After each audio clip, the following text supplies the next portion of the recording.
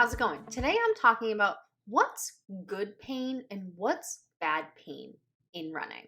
This is Running to the Castle, a podcast for injury-prone Run Disney runners on a journey to running magical miles. Join me, Dr. Allie, as I share the secrets I've gathered as a runner, doctor of physical therapy, and coach.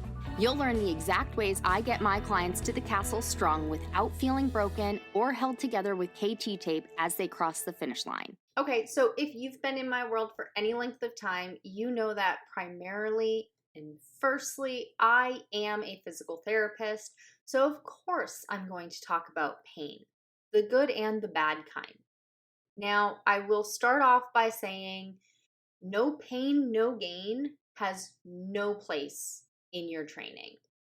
Pain is your body's way of saying this isn't for you right now.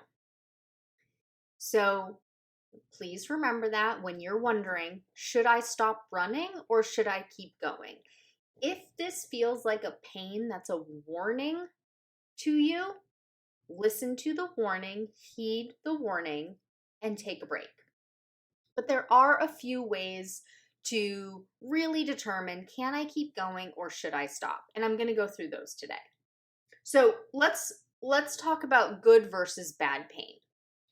So in general, pain, like I said earlier, pain is your body's way of telling you that something is dangerous. Now, our body doesn't really know how to tell if something's actually dangerous or if it's anticipating that it's dangerous. For example, something hot. Your body knows that if you touch the hot stove, it is going to instantly make you react and pull your hand off of that hot stove because the burning sensation that it's starting to feel is bad pain. And this is something dangerous. However, sometimes our body can get the signal messed up. So if you've had an injury in the past and you go to do something, if your body is anticipating that the injury is going to happen again, it will stop you.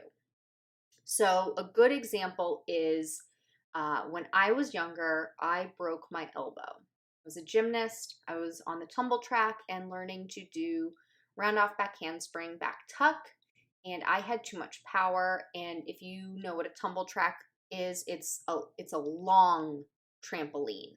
So you go the length of it, tumbling down it. But it has metal bars along the side of it to support that trampoline. And when I landed, there's supposed to be padding over the metal bars, but the padding is Velcroed on and it can move. And I just hit my elbow in the wrong way that I chipped the bone on my elbow. So I was in a cast for, 6 to 8 weeks. And it was most of the summer. And I was going into fifth grade. And I wanted to spend the time outside in the pool. And, well, I couldn't. But I digress. So when I got that cast off, my elbow was stuck in a 90-degree position. And I had to learn to straighten out and bend my elbow again. Now, the doctor didn't send me to physical therapy. Typically, a doctor won't send a child like that to physical therapy because their normal activities are going to get their range of motion back because children are pretty resilient and will push through some pain. And so I didn't need physical therapy and I could just push through. Now, contrast that with my dad had an aunt who, as an adult, broke her elbow. And she did not get any therapy. Now, this was ages ago. And I don't even know what they were doing for broken elbows at that point. But she did not get therapy. And her elbow stayed stuck like that. And the reason it stayed stuck like that was because, now I'm guessing, I never met this woman, but it was because as an adult, she didn't push through some pain that she had because she thought pain was bad and her body was protecting her. So every time she went to go straighten out her elbow, it gave her a jolt and she stopped doing it. So then she didn't move that body part, even though it was safe to straighten out that elbow. Her body misinterpreted that because it remembered the last time something happened to this elbow, it was broken. And that was dangerous to bend and straighten it more. So the brain was giving a signal that every time she went to go straighten that elbow, that this was a bad pain, stop doing what you're doing. So that was a mixed up signal. That was a poor communication between the body and the brain. And this can happen after an injury has happened. So I say that because we need to know what's good pain and what's bad pain. So typically, if you're healing from an injury, actively healing from it, you have a tendinitis, and every time you overdo it, you have a sharp pain. Well, that's your body's way of saying you overdid it. Please stop. Give it some time to rest and relax. Versus if you broke a bone and were casted for 8 weeks and now you go to straighten your elbow or you go to flex your foot, well, the bone is healed. The tendons never had anything wrong with them, but it's still going to hurt some. But this is an okay thing to push through.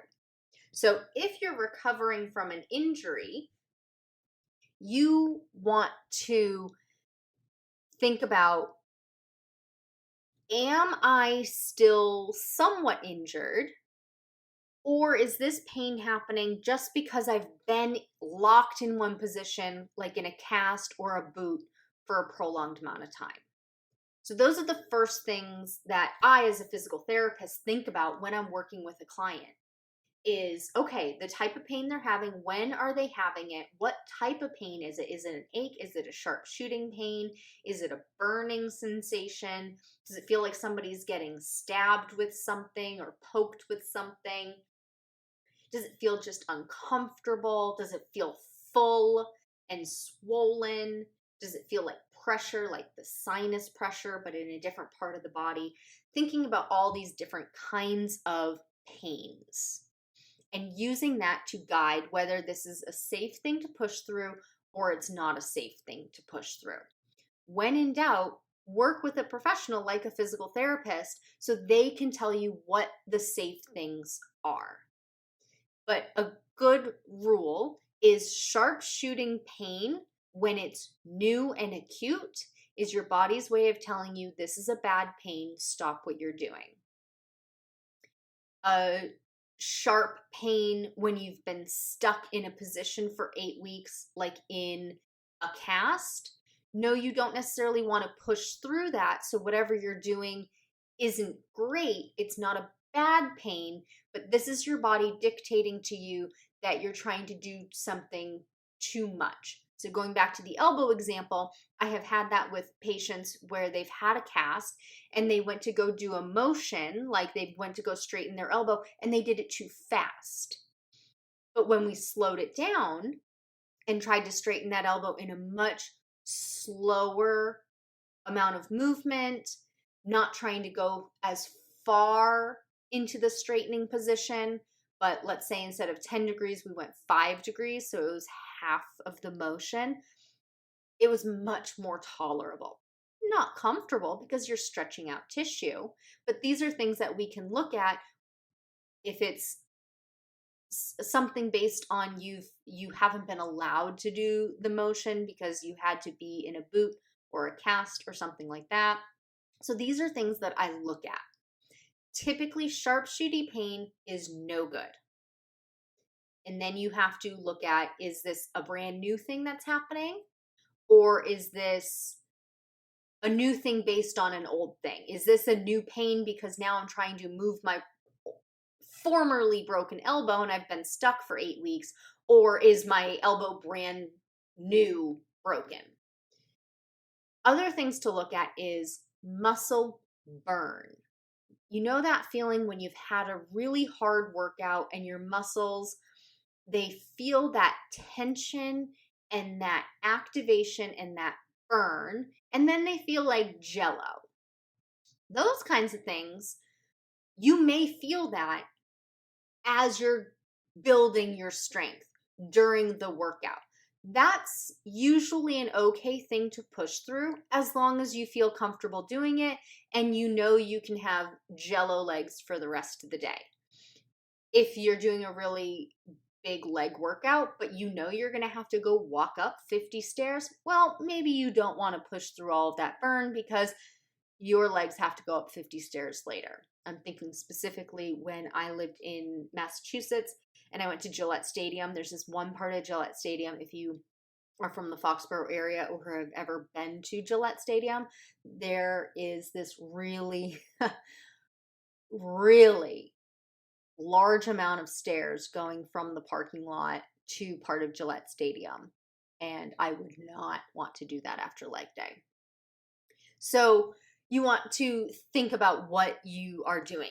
If you're running and you start getting a pain, some pain is normal for whatever diagnosis you have. So for example, arthritis typically feels like a pressure pain, sometimes a sharp pain when you first get going. So you may notice that your knee, if you have arthritis, hurts when you first get going. Maybe a sharp pain, maybe just some pressure. But as you get moving, it feels better. That's something that you can push through.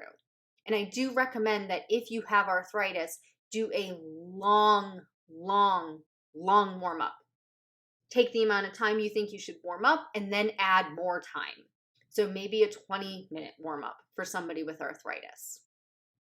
If you have tendinitis, typically tendinitis is dull and achy later in the day, not while you're running, but it happens later in the day. Like a knee tendinitis would hurt when you're sitting in the car driving or when you're sitting at dinner later in the day after a workout. So you can't necessarily stop what you're doing while you're running because you're not having the pain while you run. But you may want to take that information and say, oh, well, my knees were really aching later in the day after my last long run. I should tone it back a little bit and adjust and modify your workout. Typically, when you're running, give it 5 minutes. If it's starting to get better or has already completely gone away, keep going. If it has stayed the same, consider stopping. And if it's gotten worse, definitely stop and change what you're doing. Either change how you're running, like how fast you're running. That is usually a big one, is somebody is running too fast. So you could slow down. Maybe you just switch to walking that day or switch to another type of activity. Go for a swim instead. Go for a bike ride instead. But typically 5 minutes is a good amount of time to be able to determine if this new pain is something that you can push through. So give it 5 minutes. If it is getting better, go ahead and keep going. If it's the same, consider stopping. And if it's getting worse, definitely stop what you're doing and modify it. Okay, I hope that was helpful. A little bit of information about what's good pain, what's bad pain when running, and how to know when to push through. As always, thanks so much for listening. That's all for now. Talk to you soon.